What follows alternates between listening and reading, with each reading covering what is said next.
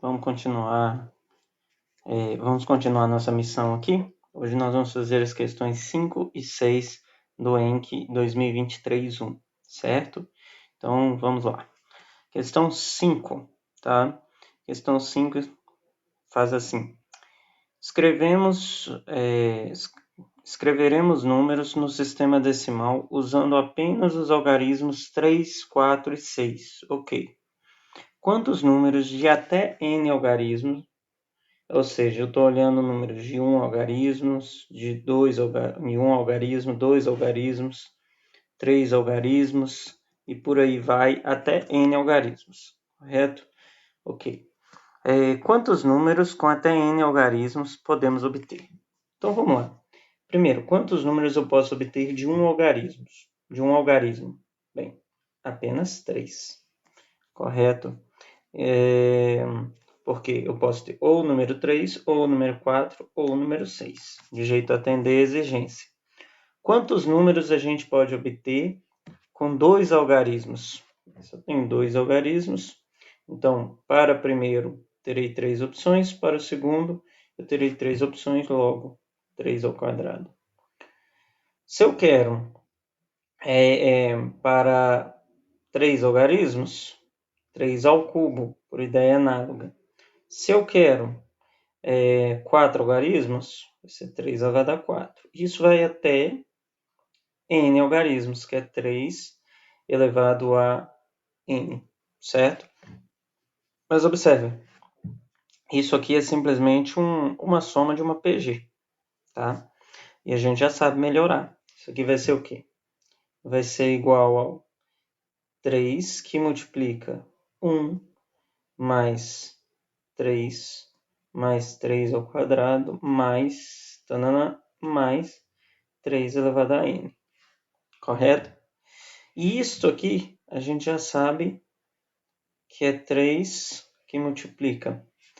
Bem, soma de PG, isso aqui, perdão, aqui é n menos 1, correto? Isso aqui vai ser 3 elevado a n menos 1 sobre 3 menos 1. Ou seja, o que temos aqui é 3 meios de 3 elevado a n menos 1. Pode ser apresentado dessa forma ou desta forma, correto?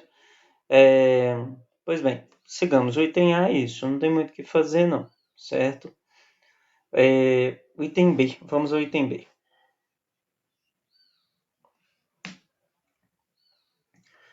No item B está assim. Seja a n a quantidade de números com exatamente n algarismos. Tá? Então, eu estou falando a n é uma determinada quantidade de números que tem n algarismos. Tá? Dos quais o algarismo 6 aparece uma quantidade ímpar de vezes, certo? Deduza que A1 é igual a 1 e que a n satisfaz a recorrência a n mais 1 é igual a n mais 3 elevado a n. Pois bem, vamos lá. Algumas coisas interessantes. Primeiro, deduzir que o A1 é igual a 1, né, é muito simples, certo? Porque qual o único algarismo? Quando eu estou falando de um número de um algarismo em que o 6 aparece em um número ímpar de vezes, então logo eu estou falando do próprio número 6, certo? Então, o A1 ser igual a 1 é trivial, porque o único cara que faz isso é o próprio 6, correto? Mas vamos ao próximo, tá? O que a gente pode extrair daqui? Isso aqui é o que a gente tem que concluir, certo? Eu quero concluir que no caso de AN mais 1 eu posso determinar em função do AN. Tá, ok. Então vamos lá. Como que a gente pensa aqui? Não tem muito sofrimento. Como que a gente pensa? Vamos lá. Observe que eu tenho duas possibilidades. Vamos tratar aqui. Nós queremos encontrar o AN, certo? O AN mais 1. Nós queremos encontrar o AN mais 1. Então, vamos tomar aqui uma sequência com... Aqui eu vou ter N elementos, né? E aqui eu vou só separar o elemento seguinte. Observe que pode acontecer duas coisas, tá? Nessa primeira parte de N elementos, eu posso ter um número par ou um número ímpar de elementos. Então, nós vamos organizar isso de duas formas. Nós vamos dividir em casos. Nós vamos dividir nos casos em que essa primeira parte tem um número ímpar de 6, tá? E um caso em que essa primeira parte tem um número par de 6. Por quê? Porque fazendo assim a gente consegue chegar no N mais 1. Observe. Quando que essa primeira parte aqui, esses N elementos, vão ter um número ímpar de 6? Vão ser A N vezes. Observe, eu tenho N elementos. A N vezes é o número de vezes em que ele vai conter um número ímpar de 6.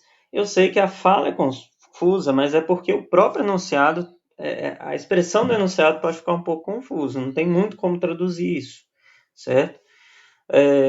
Além disso, o que a gente conclui? Se aqui eu tenho um número ímpar de 6, então quais são as opções de algarismos que eu posso ter aqui? Bem, os algarismos disponíveis são 6, 4 e 3.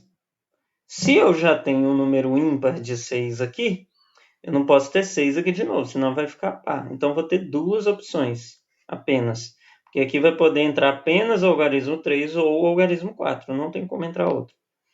Como que isso se traduz para a gente? Então, isso aqui, esse primeiro caso vai acontecer de duas vezes a N formas. Tá? Isso aqui acontece de 2 a N formas. Agora, o nosso segundo caso. Tá? No nosso segundo caso, eu vou fazer aqui de novo a mesma ideia. Tá? A mesma ideia. Só que agora eu estou considerando que aqui tem um número par. Vamos lá. Qual que é o total de casos? Aqui eu tenho N mais 1 elementos, sendo que essa primeira parte tem N elementos.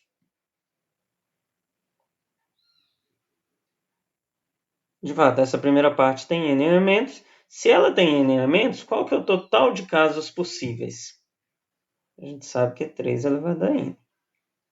Como que eu descubro em quantos casos aqui vai apresentar um número par? Simples, eu pego 3 elevado a N, que é o total, e extraio deles a quantidade de vezes em que aparece um número ímpar de 6. Então, o que sobra, aparece um número par de 6. Correto? Nessa sequência. Então, isso acontece dessa forma. Então, se aqui eu tenho um número par de 6, então necessariamente o 6 tem que vir aqui. Certo? Então, o 6 vir aqui reduz a uma possibilidade só, a uma forma só de preencher essa última casa. Então, isso aqui vai nos dar, então, que esse caso aparece de 3 elevado a N menos a N vezes 1. Só que isso é simplesmente o 3 elevado a N menos o AN. Ora, agora ficou fácil descobrir o AN, que o AN vai ocorrer ou de uma forma ou de outra. Então, o AN mais 1 nada mais é que a soma desses dois casos. O AN mais 1 é 2AN mais esse segundo caso, que é 3 elevado a N menos a N, certo? Isso vai nos entregar que o AN mais 1 é igual a AN mais 3 elevado a N. Isso é muito bonito, certo? Sigamos então. Vamos ao item, vou ter que criar um outro aqui, porque o espaço ficou pequeno. Vamos lá, só um minuto.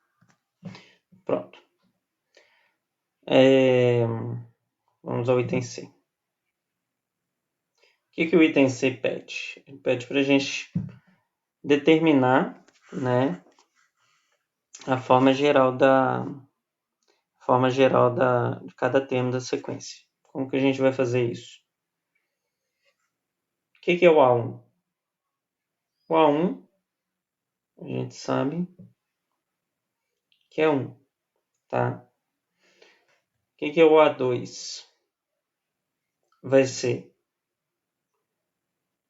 o A1 mais 3 elevado a 1. O que é o A3?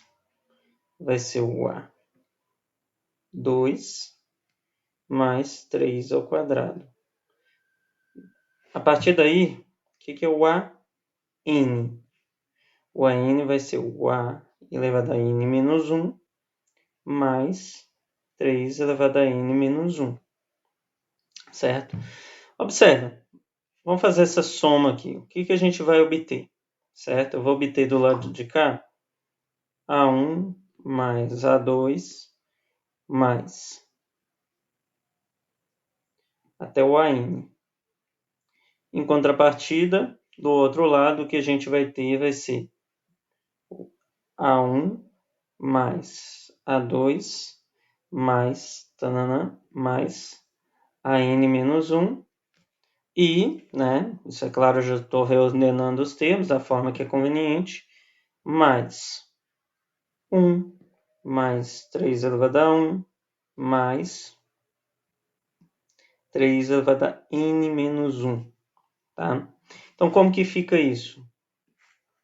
Bem, o A1, toda essa parte aqui, o A1 até a N-1 vai se anular. Vai se anular. Então, o que vai restar para o AN? O AN nada mais é que 1 mais 3 elevado a 1, mais 3 ao quadrado, mais 3 elevado a N menos 1. Só que isto a gente já sabe também que é, na verdade, 3 elevado a N menos 1 sobre 3 menos 1, que aqui eu já vou trocar por 2, correto? Feito isso, vamos à próxima questão. Questão 6. O que a questão 6 pede para a gente? Sejam dados no espaço uma esfera epsilon centrada em O de raio R. E um ponto P, tá? De modo que a distância do P até o centro da esfera vai ser maior que o próprio raio da esfera. Ou seja, o que ele está dizendo aqui, esse ponto P, né? Ele está simplesmente dizendo nós vamos tomar um P fora da esfera. É isso que está escrito aqui, de um jeito diferente. Ok. Vamos seguir. Para T pertencente a Y, então T está na superfície da esfera. Aqui fora eu posso deixar mais preciso, tá? Fora do interior da esfera e do interior dela. Mostra que PT, vamos lá, PT é tangente a epsilon se e somente se PT é igual a raiz quadrada de d ao quadrado menos r ao quadrado. Bem, vamos lá. Aqui é teorema de Pitágoras, não tem erro não, tá? Vamos partir do seguinte. Primeiro, vamos provar a ida. Vamos assumir que o PT é tangente à esfera. Então, PT é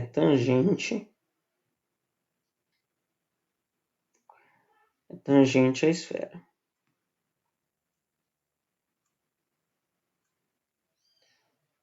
Ok? Agora bateu dúvida, essa aqui tem crase, correto? Bem, nesse caso não tá, vou deixar assim.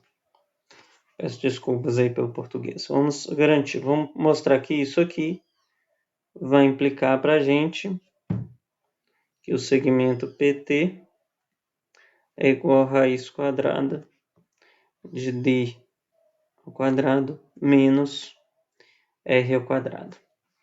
Ora, nós não temos dificuldades. Observe, se o PT é tangente à esfera, isso eu estou dizendo que esse ângulo aqui é 90 graus. Tá? Exatamente o que eu estou dizendo, se ele for tangente. Se ele for tangente, certo? Então, essa medida aqui é R, essa aqui é o D e essa aqui é o PT. Bem, consequência direta do Teorema de Pitágoras. Não tem sofrimento, certo? Então, o que acontece? De cara, a gente já obtém o que a gente quer, porque o D ao quadrado é igual ao PT ao quadrado, certo? T ao quadrado mais R ao quadrado. E por aí, né? Por aí a gente obtém o que a gente quer aqui. Ou seja, não há muito o que escrever, tá? Aqui a gente já conclui PT vai ser igual a raiz quadrada de D ao quadrado menos R ao quadrado. Tá? É até um pouco complicado entender se o autor da questão ele quer que passe disso, porque o Teorema de Pitágoras já é algo tão comum, né? Tão visto, tão provado, que eu creio que não. Eu creio que apenas invocar o Teorema de Pitágoras aqui já resolve nosso problema, tá? Bem, o que acontece? A volta é Teorema de Pitágoras também, certo? Se eu tenho, né, isso aqui, ó, primeiro, essa volta aqui, ela ocorre, tá? Sem preocupação, porque nós estamos falando de segmento. Então, esse e esse é si, somente si. Eu não vou ter problema nenhum com isso, tá? Bem, se isso aqui ocorre, eu estou dizendo que esse cara aqui está formando um triângulo retângulo de hipotenusa D, certo? Ou seja, eu estou afirmando novamente que esse ângulo aqui é um ângulo de 90 graus, ou seja, PT tangente. Então não tem o que fazer, tá? Não tem. É falar do Teorema de Pitágoras nesse caso. Vamos para o próximo, que ele é mais divertido, provavelmente. Mostra aqui o lugar geométrico dos pontos T, tais que PT é tangente a Y, está contido em um círculo determinando seu centro, raio e o plano em que está contido. Vou lá novamente. Mostre que o lugar geométrico dos pontos T pertencente a Y, tais que PT tangente a Y, está contido em um círculo determinando centro, raio e plano em que está contido. Essa questão vai exigir um pouco mais da gente, inclusive pelo método. Eu não quero fazer algo copiado e colado do que está lá no gabarito de correção. De fato, algumas eu até observo, mas eu não quero fazer algo copiado e colado. Então, eu vou expor aqui a ideia de como que a gente vai escrever isso, como eu escreveria isso, correto? Então, vamos lá, vamos a algumas observações. Primeira coisa que eu vou fazer é já dizer qual que é o plano, tá? O plano que vai conter, tá? O plano que vai conter esse círculo, que é o que pede aqui, determinando centro, raio e plano. O plano que vai conter esse círculo é um plano que eu vou chamar de alfa, tá? Esse plano ele nada mais é do que o plano Então, seja, tá? Aliás, vou definir aqui, mas então, esse alfa plano ortogonal, tá? Ortogonal a esse segmento PO, tá? Ortogonal ao PO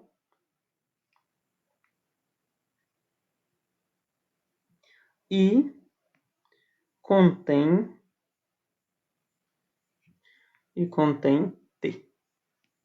Então, primeiro T dado, correto? O que eu vou fazer? Então, eu vou provar que o plano que contém esse lugar geométrico é esse plano alfa, certo? Como que eu vou fazer isso? Primeiro, o T, vamos pegar um T que eu sei que está no lugar geométrico, tá? Vou pegar primeiro esse T que me foi dado, e aí eu vou partir de um outro T'. Então, eu defino aqui o T. Quem que é esse cara? Ele é um T que é uma tangente, tá? Aí, o que eu vou fazer? Eu defino o plano. Esse é o plano alfa, ele vai conter, ele vai ser ortogonal ao PO e vai conter esse plano T, certo? E agora eu vou pegar um outro ponto, que eu vou chamar de T'. Esse ponto T', eu vou provar que ele também está no plano alfa. Vocês compreenderam? Então, o primeiro ponto é dado. O segundo ponto, ele está contido no lugar geométrico, só que eu ainda não sei se ele está contido em alfa, certo? E eu vou provar isso. Como que eu vou provar isso? Eu vou ter que fazer algumas observações, tá? Então, bora lá. O que eu preciso primeiro? O que eu quero provar? Eu quero provar que esse ângulo, então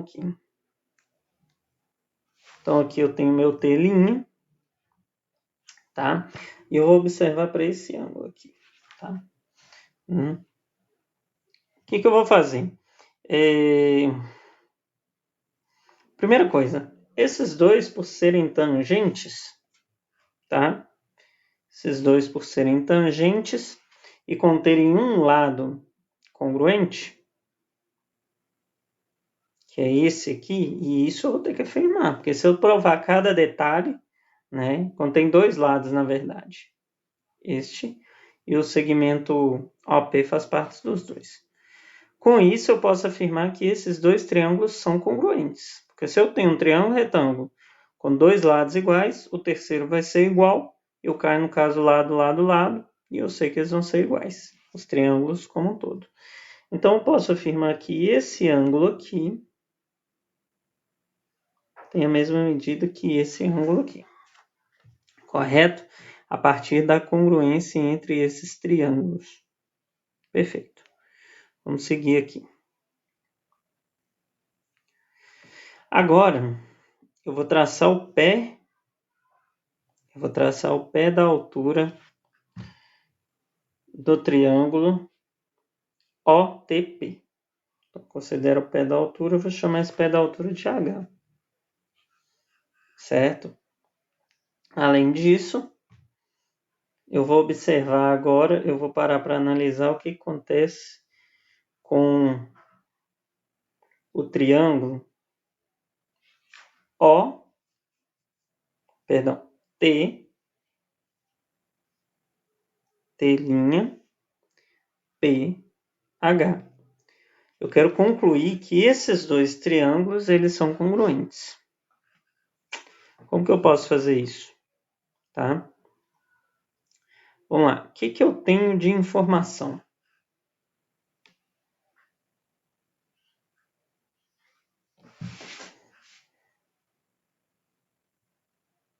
Acabou tudo. Certo, tem um caminho muito mais fácil. A partir do momento que eu concluo que o triângulo TPO e o triângulo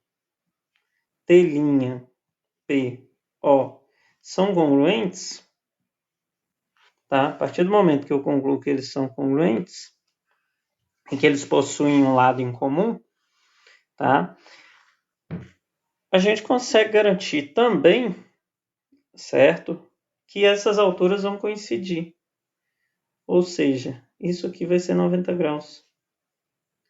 Então, acabou. Tá? Então, acabou, não precisa de mais nada. Então, bem, se esse ângulo aqui é 90 graus, então eu tenho certeza de que esse T' está contido no plano perpendicular ao segmento OP que passa por T, correto? Porque tem um ponto em comum, que vai ser o ponto H que eu tinha definido, ele vai ter todos. Então, por aí a gente consegue provar que eles estão no mesmo plano, são coplanares. Agora a gente fica com a tarefa de encontrar qual que é o raio. Então, feito isso, a gente vai determinar o raio, então. Então, agora eu não vou precisar mais desse H, eu preciso encontrar esse cara. Essa altura aqui. Que, na verdade, não vou escrever como altura, eu vou escrever como R, que é o raio de uma circunferência. Na verdade, o fato é, a partir do momento que eu mostrei que os dois são iguais, eu mostrei também que eles estão na circunferência, tá? A partir do momento que eu mostrei que eles são iguais, eu mostrei que eles estão na circunferência. Eu não preciso mostrar, eu preciso descobrir o raio. Então tá, vamos partir aqui. Eu quero descobrir esse raio, tá? E o que eu tenho, não vou chamar de R, porque eu já tenho R aqui para o raio da esfera, eu tenho que esse é R. Esse aqui eu vou chamar de H mesmo. Então, eu preciso descobrir esse H e eu conheço também o OP que mede D, tá? Então, vamos lá. Como que eu posso descobrir isso?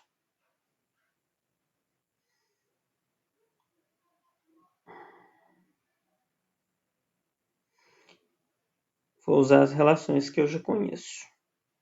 Tudo bem?